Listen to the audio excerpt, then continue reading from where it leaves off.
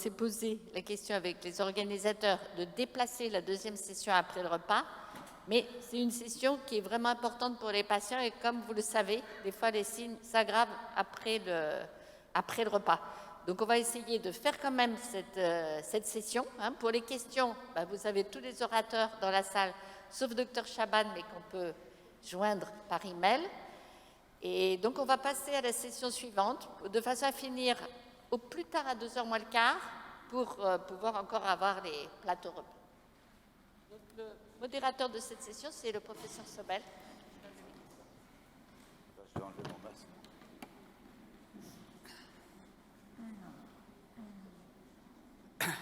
Bonjour, j'enlève mon masque, c'est beaucoup plus photogénique quand même. Voilà, donc on a une session, on va essayer de rattraper le retard, mais vous avez votre temps défini à 10 minutes chacun ou chacune. Donc c'est sur l'impact sociétal et la parole est donnée notamment aux associations de patients et notamment à l'association Après-J20. Pauline Oustry, qui est la présidente de l'association. Et vous avez la parole. Est-ce que vous m'entendez? C'est bon? Merci à beaucoup, merci à tous d'être là et merci à ceux qui nous écoutent. Je sais que c'est aussi l'heure du repas et je suis aussi fatiguée que vous, donc je vous remercie d'être encore là.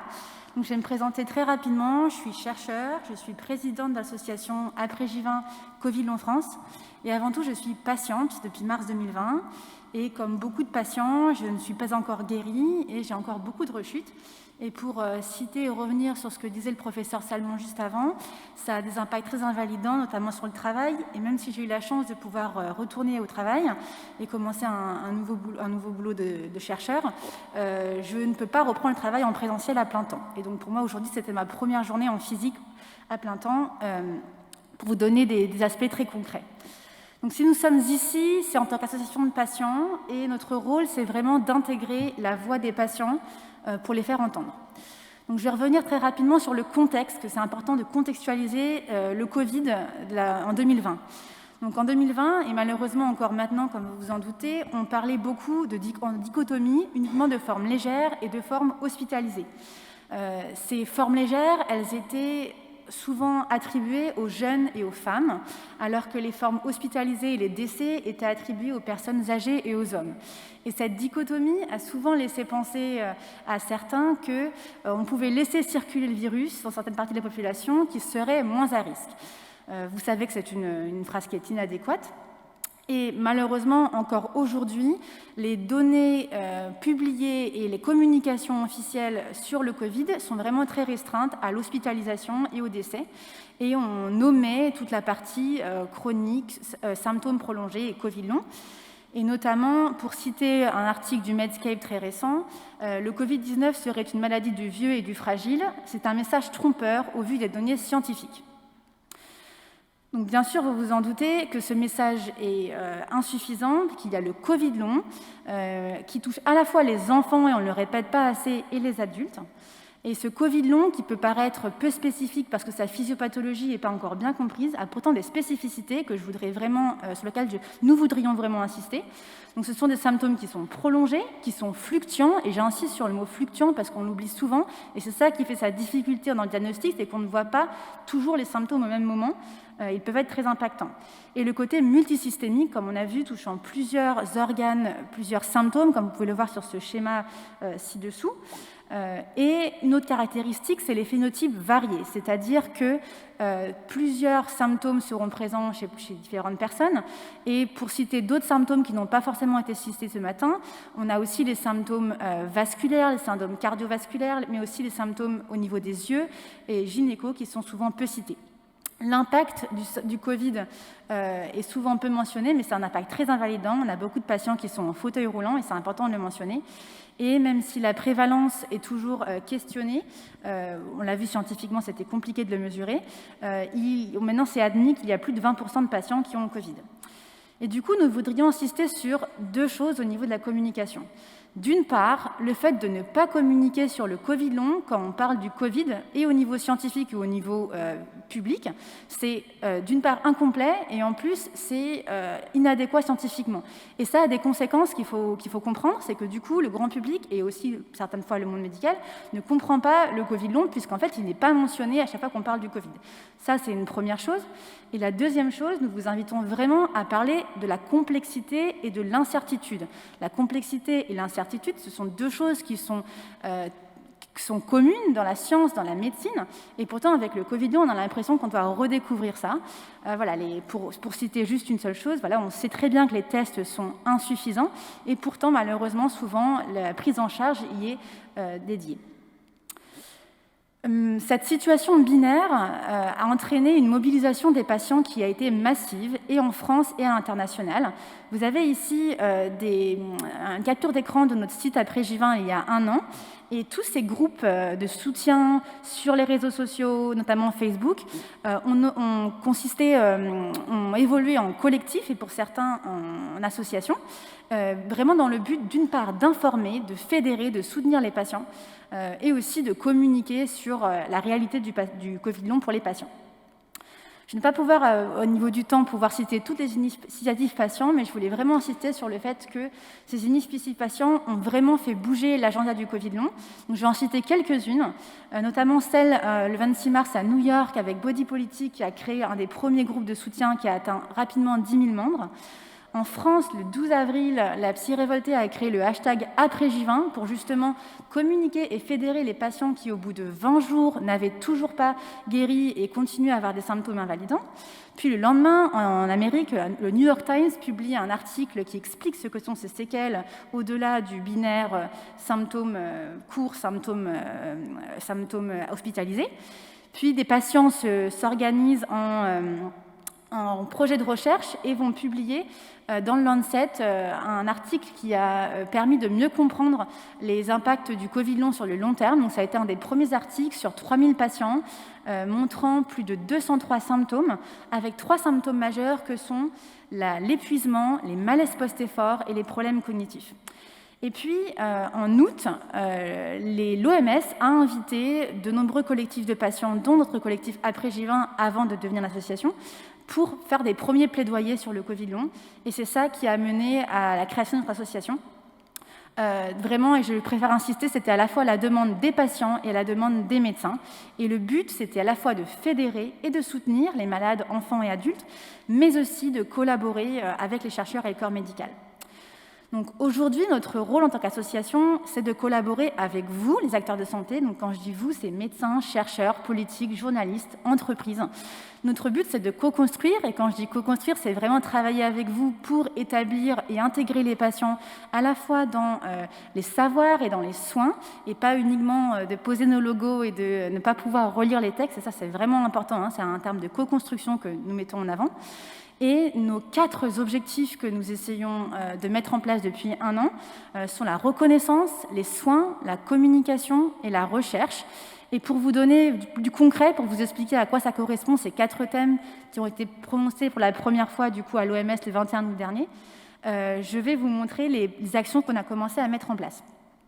Donc en termes de reconnaissance, ce que l'on cherche à faire, c'est vraiment à ce que le Covid long soit reconnu à travers ses symptômes et non pas à travers les tests, car on a bien montré dans cette matinée que c'était insuffisant pour diagnostiquer une infection au Covid. Donc, nous avons participé à la co-rédaction des réponses rapides avec la HAS. Nous sommes impliqués au niveau des ARS localement et des dispositifs d'appui à la coordination aux soins pour vraiment intégrer le besoin des patients et améliorer le parcours de soins.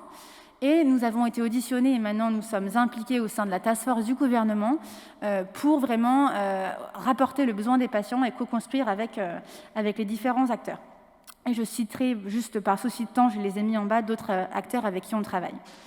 Au niveau des soins, ce qu'on cherche à faire, c'est à mettre en place des soins pluridisciplinaires, donc prenant vraiment en compte tous les symptômes mentionnés par les patients dans tous les territoires. Et pour cela, on a mis en place un conseil scientifique qui nous a aidé à définir le Covid long avant qu'il y ait une réponse HAS. On a mis en place un soutien quotidien aux patients pour leur venir en aide quotidiennement. Nous travaillons avec les différents centres de soins pour mettre une prise en charge qui soit continue et qui soit améliorée en fonction des besoins des patients. Et nous avons créé un comité de sciences humaines et sociales dont Faustine, juste après, va vous parler un peu plus, pour vraiment former des patients à devenir patients partenaires et du coup à être co-acteurs de leur santé. Et pour en citer que quelques-uns, France Asso Santé, l'Université des patients ou Respirer qui nous ont aidés dans ces actions. Au niveau de la communication, et c'est jamais important de le souligner, c'est jamais assez, on travaille à ce que le Covid long soit reconnu et au niveau du monde médical et au niveau du grand public. Pour cela, nous avons mis en place un site web qui permet d'informer sur le Covid long, mais aussi sur les droits des patients. On a mis en place une revue de presse avec plus de 2500 articles internationaux et aussi une revue scientifique que nous mettons à jour régulièrement et qui contient plus de 1000 publications. Et donc, du coup, j'invite vraiment à analyser les articles en connaissance de la littérature complète et ne pas les faire de manière isolée. Et nous avons produit des flyers, des affiches, des vidéos et maintenant des webinaires pour sensibiliser sur le Covid long. Et notamment, notre prochain webinaire fera mention du collectif Covid long pédiatrique qui est souvent oublié. Et je voudrais aussi citer que le Long Covid Europe est une association, des associations et des collectifs de Covid long qui a maintenant été mise en place justement pour appuyer la communication sur le Covid long en Europe. Enfin, au niveau de la recherche, ce que l'on cherche à faire, c'est à intégrer les patients et leurs besoins dans les designs de recherche.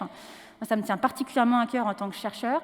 Et pour cela, on est membre de conseils scientifiques. On a participé à une campagne de dons, notamment pour aider le financement de recherche sur la physiopathologie. On a fait un appel au gouvernement pour la mise en place d'une enveloppe budgétaire dédiée, d'ailleurs qui arrive, et on est impliqué dans différents projets de recherche, et notamment dans la création d'un réseau de chercheurs pour valoriser la recherche qui est mise en place. Et donc, du coup, pour conclure, j'aurais voulu qu'on partage 3 messages pour que nous puissions agir ensemble et maintenant. Le premier message, c'est que la question aujourd'hui n'est plus de savoir si le Covid long existe. Ça, c'était il y a 1 an. Le Covid long n'est pas une croyance. Le Covid long est reconnu par l'OMS, reconnu par les pairs internationalement. La question maintenant, il faut agir, c'est de recenser, savoir combien on est, et c'est de communiquer pour vraiment ancrer ce fait. La deuxième chose, c'est qu'en France, on est pionnier en démocratie sanitaire. Ça veut dire quoi? Ça veut dire inclure le patient dans les différents actes médicaux, dans les soins, dans la prise en charge. Et c'est notre axe majeur associatif, c'est vraiment intégrer les patients. Et c'est pour ça qu'on travaille en collaboration, mais ce n'est pas encore assez pris en compte et c'est pour ça que nous voulons souligner aujourd'hui. Enfin, le Covid long est pris en charge officiellement, mais en lisant et en travaillant avec les patients au quotidien, il y a vraiment un décalage entre le discours officiel et ce que les patients rapportent et leur vécu, notamment sur la prise en charge ou l'errance médicale et la non-prise en charge que Faustine va détailler. Et une réponse à ça, c'est la formation. On a besoin non seulement de sensibiliser, mais aussi de former le monde médical, les médecins, tous ceux qui travaillent dans le monde médical pour pouvoir faire avancer. Et ça passe aussi par le financement de la recherche.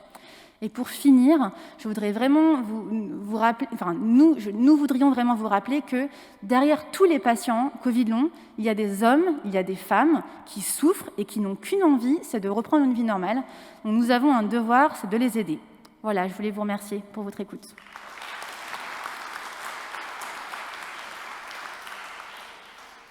Merci Pauline. D'une part, vous avez respecté les temps impartis, et d'autre part, votre exposé d'une clarté absolue, c'est parfait.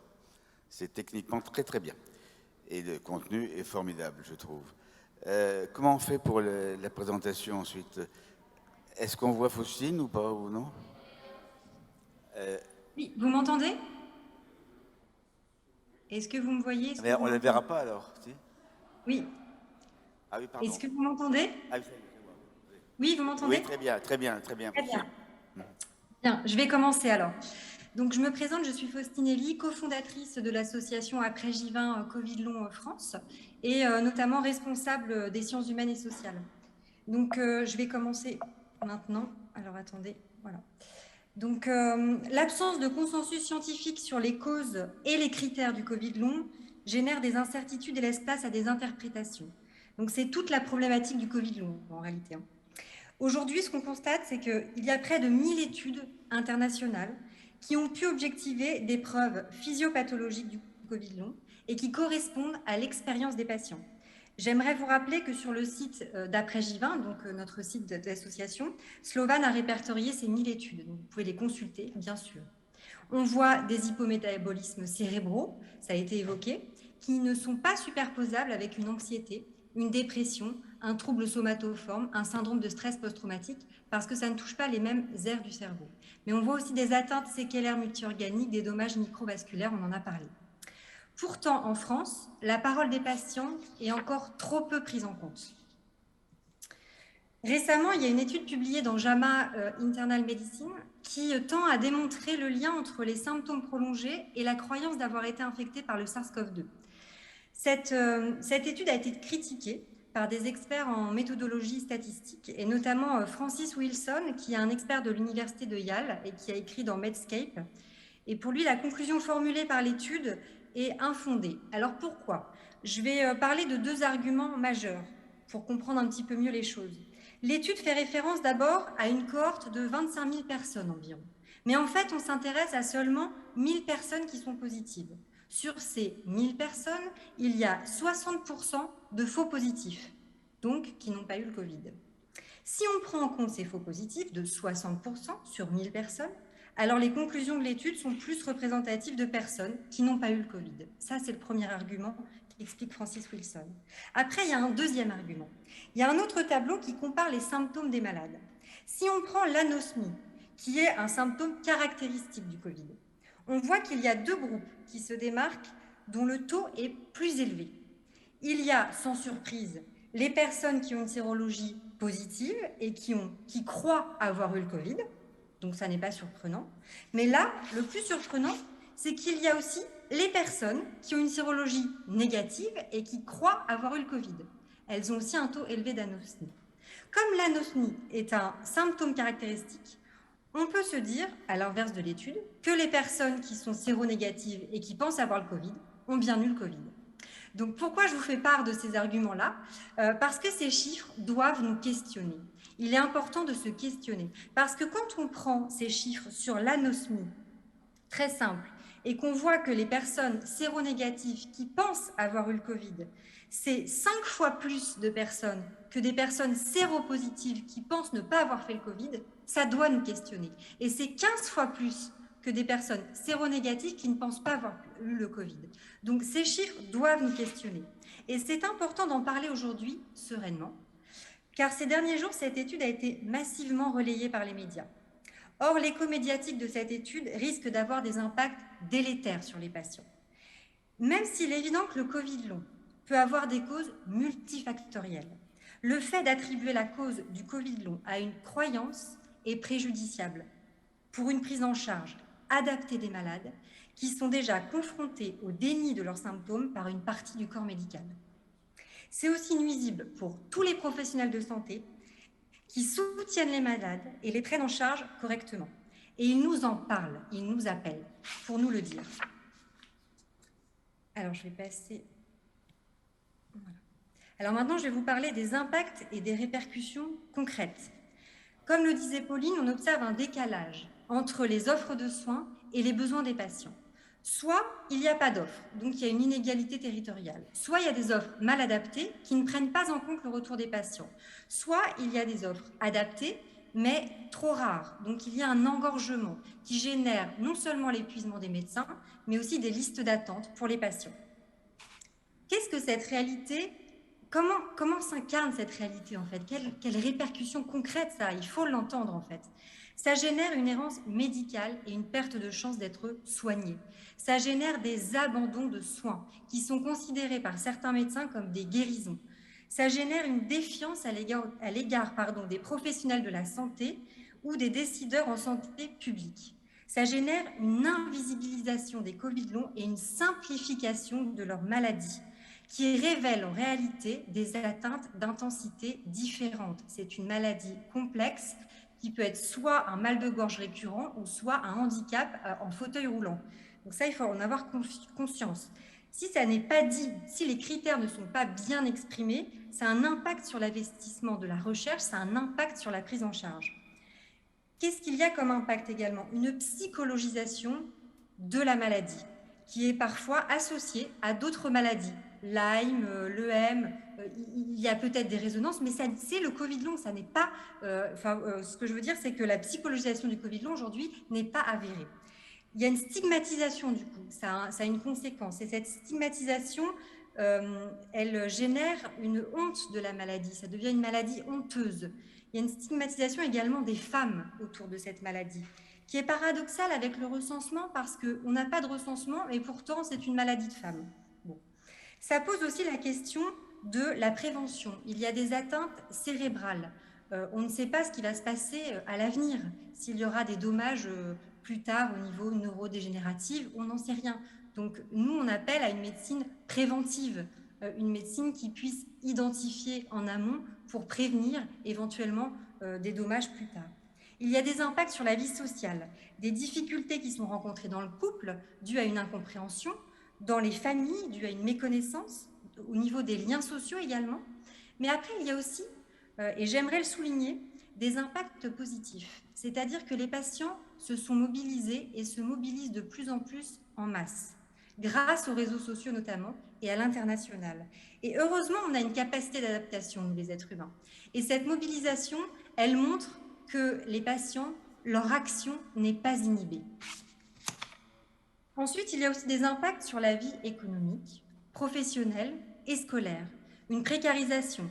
Parfois, certaines personnes qui pourraient bénéficier de reclassement sont mises en inaptitude et perdent leur emploi. Il y a eu des tentatives de suicide. Il y a aussi un manque d'aménagement des postes de travail et des espaces scolaires. J'aimerais enfin parler du Covid long pédiatrique en France, parce que les enfants et les adolescents font face à un déni en France de la maladie du Covid long. Nous avons travaillé une fiche avec la Haute Autorité de Santé cet été. Un travail est en cours, mais il faut aller plus vite. Aux États-Unis, au Royaume-Uni, en Suisse, en Espagne, il y a déjà des choses mises en œuvre pour les enfants et les adolescents. Les familles, il faut le savoir, font face à un désespoir médical. Il y a urgence. Compte tenu du flou sur les causes et les critères du Covid long, il est pour nous, association, après J20, nécessaire d'inclure les patients dans le système de santé. C'est pourquoi on met en place à partir de 2022 une masterclass avec l'Université des patients Sorbonne et la chaire de philosophie à l'hôpital pour former des patients partenaires qui pourront agir sur tout le territoire, c'est-à-dire local, pour recueillir et partager de l'information, au niveau territorial, pour intégrer les parcours de soins, au niveau régional, pour intégrer les instances décisionnaires comme l'Agence régionale de santé, national, pour collaborer avec le ministère, la Haute Autorité de Santé, et international, pour aussi collaborer avec l'Organisation mondiale de la santé, les associations de patients et les chercheurs.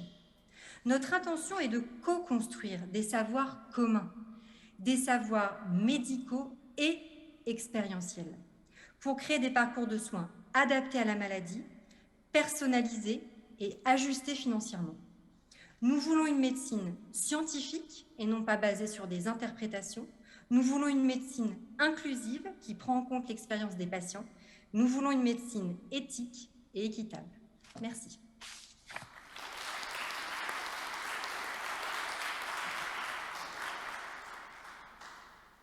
Merci Faustine. C'est aussi un exposé extrêmement brillant et extrêmement percutant qui montre bien votre énergie dans cette association. Et avec le précédent exposé de Pauline, c'est quand même une présentation formidable de l'action qui est menée par les patients. Comment on fait pour le troisième exposé? Il est en ligne aussi, on peut le voir là?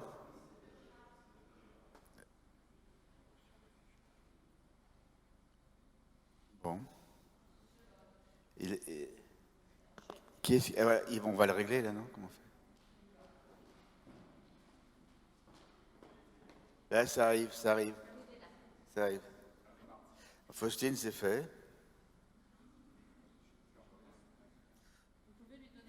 Normalement, on devrait avoir la parole quelques minutes après. Ça y est, il a la parole. Il a eu la parole là? Tu peux lui dire de commencer? Oui, Monsieur Girard, c'est à vous. Oui, vous m'entendez? Ah, ça y est. C'est bon, vous voyez mon écran? Pas encore? Ouais. On voit l'exposé. Je ne sais pas si on ne le voit pas lui-même, son visage, non? Bon, on voit l'exposé, c'est déjà ça, et on vous manque physiquement. Bon, ben, désolé. Merci beaucoup pour l'invitation. Je suis vraiment désolé de ne pas pouvoir être parmi vous en présentiel.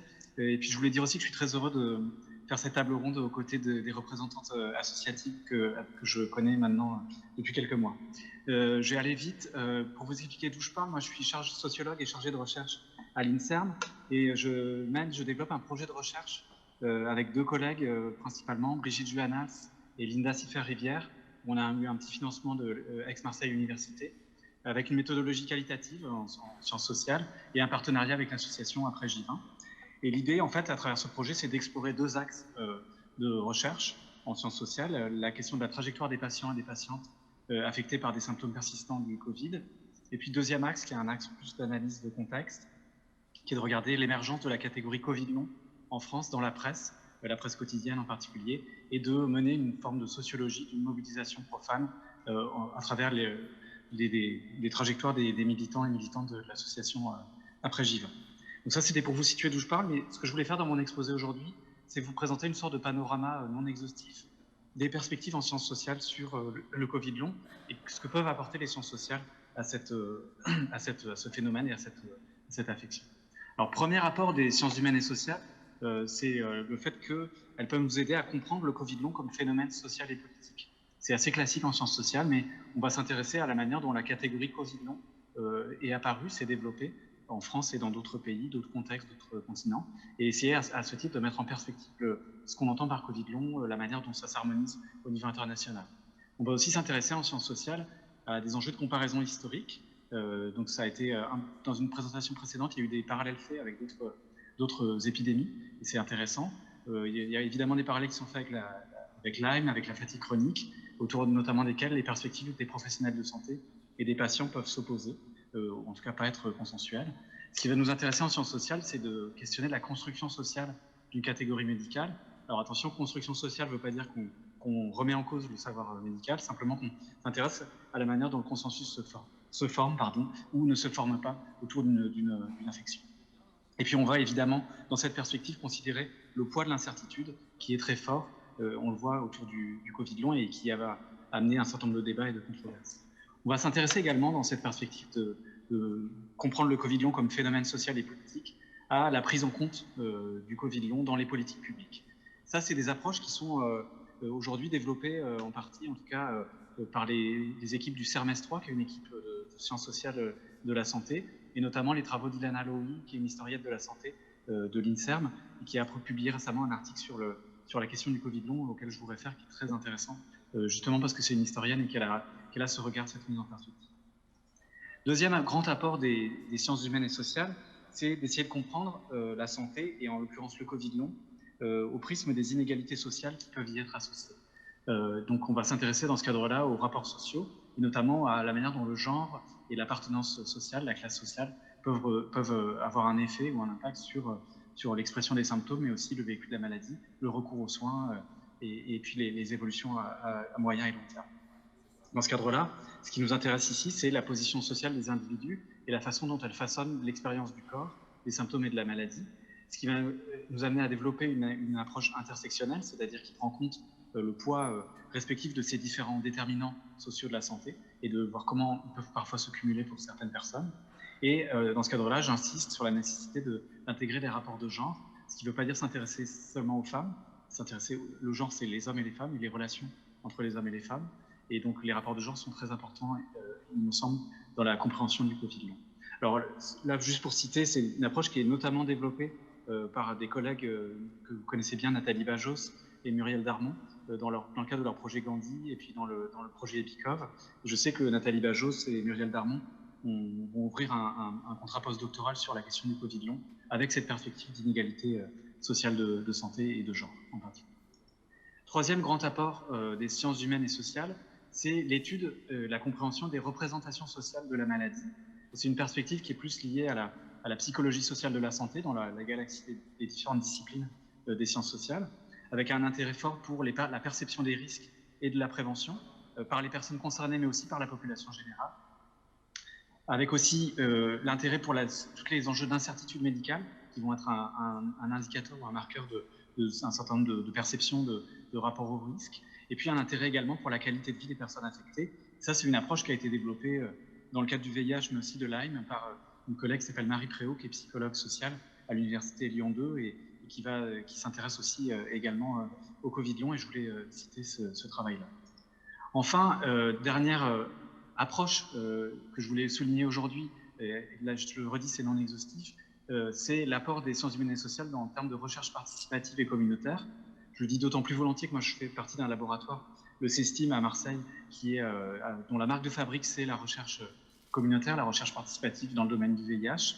Et donc c'est vraiment un héritage de la lutte contre le VIH-Sida qu'on pourrait imaginer transférable à d'autres enjeux de santé.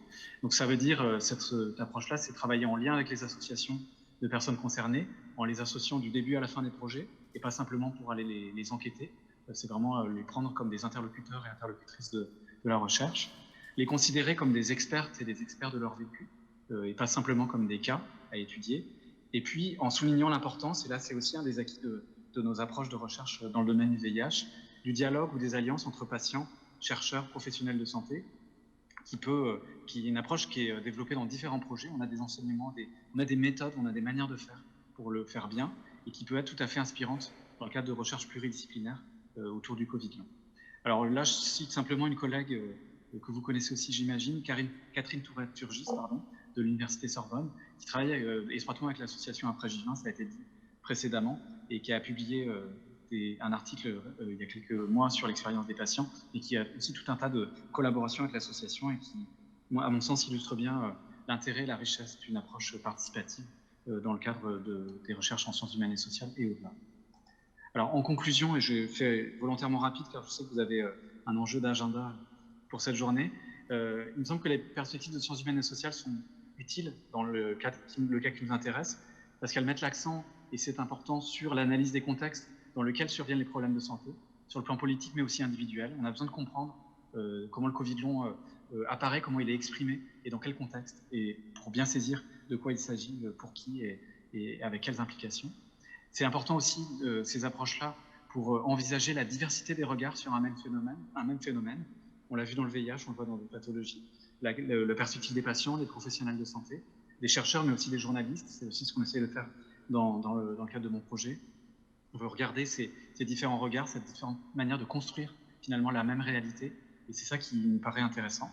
Il me semble aussi, et ça c'est un des apports des sciences humaines et sociales, qu'on a une diversité de méthodes. J'en ai évoqué quelques-unes, mais moi je suis très qualitatif, mais il y a des méthodes quantitatives évidemment. Et puis il y a aussi, et c'est très riche, des approches mixtes qui mélangent quantitatif et qualitatif, qui permettent d'éclairer des phénomènes qui ne sont pas toujours bien connus ou qui sont difficiles à appréhender. Et en l'occurrence, le Covid long fait partie de ces phénomènes. Et puis enfin, c'est un appel plutôt à l'interdisciplinarité, mais il me semble que les sciences humaines et sociales gagnent à être intégrées dans des approches en dialogue avec d'autres démarches scientifiques autour du Covid long, et qu'on a tout intérêt, les uns et les unes et les autres, à se parler, à essayer de construire, co-construire des démarches et des projets ensemble pour mieux comprendre la complexité d'un phénomène donné, en l'occurrence le Covid long. Je vous remercie de votre attention. Voilà les photos. Merci M. Girard. On reconnaît là la méthodologie très sérieuse et parfaite qui a déjà été développée effectivement pour le sida, à la NRS notamment, depuis tant d'années. On a quelques minutes pour discuter peut-être, non? 20 minutes? À 5, ah ouais. Bon, dommage. Alors, le micro, il y a des micros qui sont là. Il faut peut-être que Pauline vienne à côté de moi, là, parce qu'on va avoir à répondre. Et il y a des micros, il y en a un ici, pour les personnes qui souhaitent prendre la parole.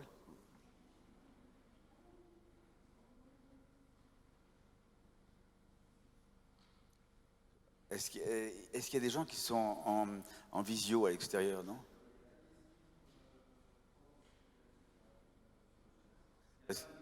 Il n'y a pas de questions qui ont été enregistrées dans le chat. Parce que ce sont des présentations qui sont quand même extrêmement importantes dans la conception de la maladie Covid long et dans sa prise en charge. Pour certaines démarches sont connues. Oui, il y a un micro là. Certaines démarches sont connues des anciens du VIH, dont Dominique Salmon et moi-même, mais c'est très très important de le mettre en place pour le Covid long. Plus qu'une question, je voudrais apporter un élément et parler d'une personne à qui j'ai pensé toute la matinée ici. Il s'agit d'une Australienne qui vivait à Aubagne et qui s'est fait euthanasier parce qu'elle n'en pouvait plus. Donc quand j'entends parler de tentatives, il n'y a pas que des tentatives, il y a aussi des essais malheureusement réussis. J'ai échangé énormément avec elle. Elle n'en pouvait plus. Et au-delà de l'émotion et du message, et par rapport au côté insupportable et difficile, il y a des explications médicales et voilà, on pourra en discuter longuement. Mais il y a sûrement un enjeu qui concerne, à mon avis, pas seulement le Covid long, mais beaucoup de maladies chroniques à origine infectieuse. Il y a peut-être un besoin de prise en charge qui n'est pas un hôpital, mais en résidentiel. Pourquoi? Parce qu'il y a des familles qui n'en peuvent plus, des conjoints qui ne comprennent pas ce qui se passe, ou des conjointes, avec une fatigue générale qui s'installe, des divorces, et quand quelqu'un n'en peut plus physiquement, mais qu'en plus il se fait jeter, ça provoque des suicides. Voilà. Parce qu'au niveau social, on n'en peut plus. Voilà. Et donc on peut discuter de l'anxiété, mais je pense que quand le corps ne fonctionne plus, qu'on doit assumer socialement, qu'on doit assumer ses charges, je pense qu'on peut discuter de normalité et d'anormalité, mais l'anormalité, ça serait de ne pas être inquiet face à des circonstances comme ça. Et donc l'inquiétude est légitime et l'anxiété devient donc relative. Voilà, c'était le message que je voulais faire passer.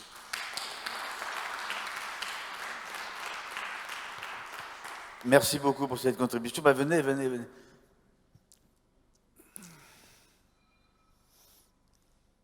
Prenez bien le micro quand vous arrivez, mettez-le bien pour qu'on vous entende bien.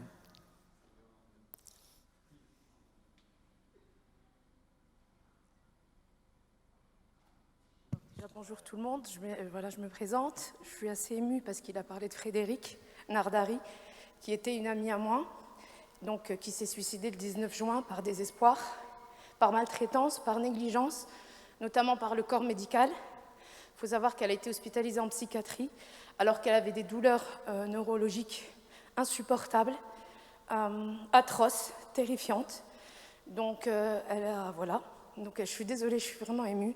Je suis infirmière, j'ai 38 ans, je suis atteinte d'un Covid long neurologique avec des hypométabolismes sévères. Je suis suivie depuis le mois de juillet par le docteur Salmon.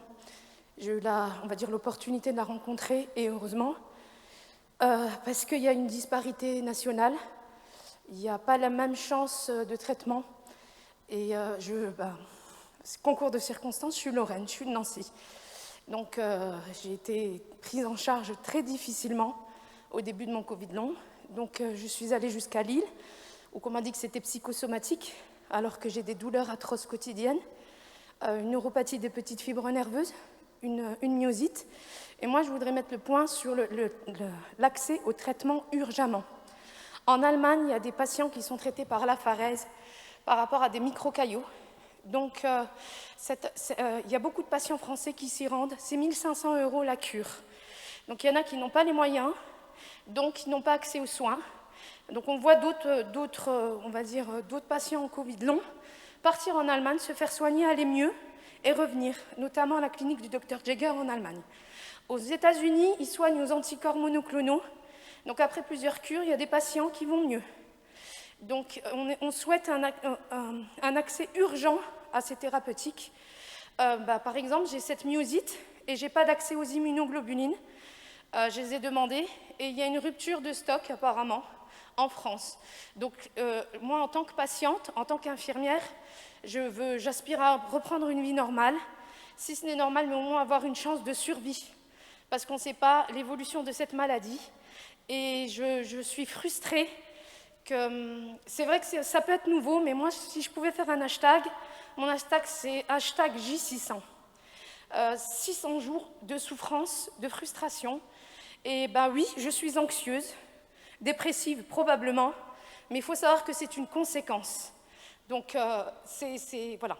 Je vous remercie pour votre attention et merci d'être là pour nous aussi et d'avoir la volonté de faire avancer les choses.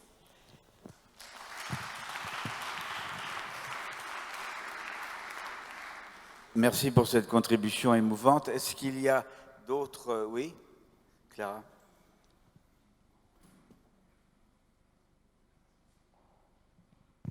Je vous remercie beaucoup pour votre intervention. Donc, moi, je suis médecin en Allemagne. Et donc, vous avez cité l'Allemagne avec les collègues qui font des AFRS, d'autres qui font des traitements. Il faut, pour nous aussi, en tant que médecins, en tant que chercheurs, c'est extrêmement difficile. On sait que les patients atteints du Covid long souffrent énormément, mais je crois qu'on a bien montré aujourd'hui qu'il y a beaucoup de questions qui ne sont pas encore résolues. Et donc, on ne peut pas vous proposer un traitement spécifique. C'est pour ça qu'on est ensemble ici.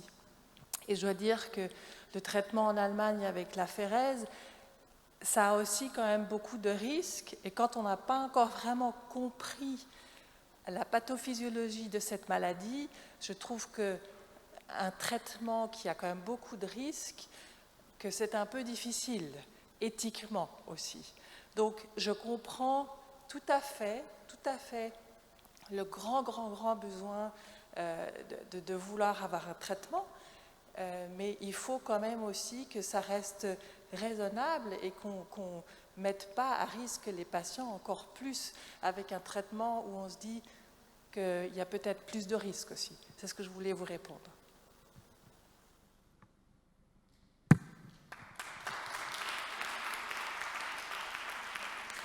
Merci pour cette mise au point, Clara. On a encore une question, peut-être, s'il y en a une, sinon on va interrompre pour aller déjeuner, peut-être. Est-ce qu'il y a d'autres questions? Non? Dominique, on va peut-être interrompre là et on reprend après. On a combien de temps pour déjeuner? Un quart d'heure? Il est 2h moins 20. À 14h, vous avez 20 minutes pour déjeuner, faire pipi, prendre le café. 14h10. Merci pour votre attention à tous.